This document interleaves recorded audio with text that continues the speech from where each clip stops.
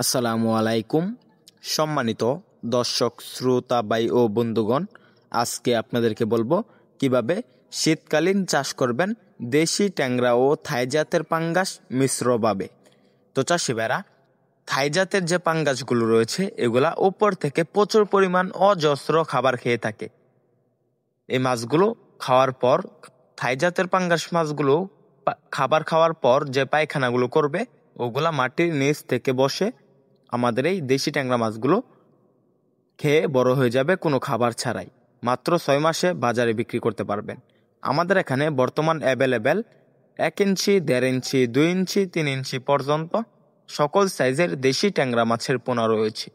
আমাদের এই দেশি ট্যাংরা যে মাছগুলো রয়েছে মাত্র 6 মাসে এই মাছগুলোর ওজন আসবে প্রায় 15 থেকে 16 পিস কেজি।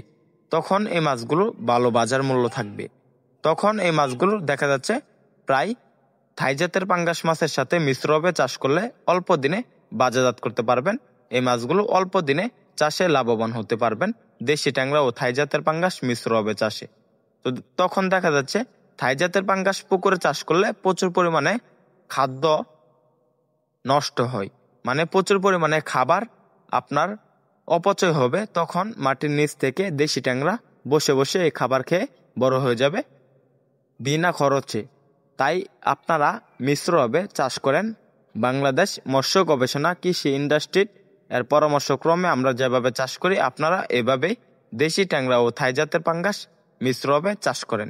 তাহলে আর দেরি কিসে, আমাদের স্ক্রিন দেওয়া নাম্বার যোগাযোগ করে থাই জাতের পাঙ্গাস ও দেশি ট্যাংরা মাছের পোনা সহ সকল জাতের মাছের পোনা সংগ্রহ করতে পারবেন আমাদের কাছ থেকে।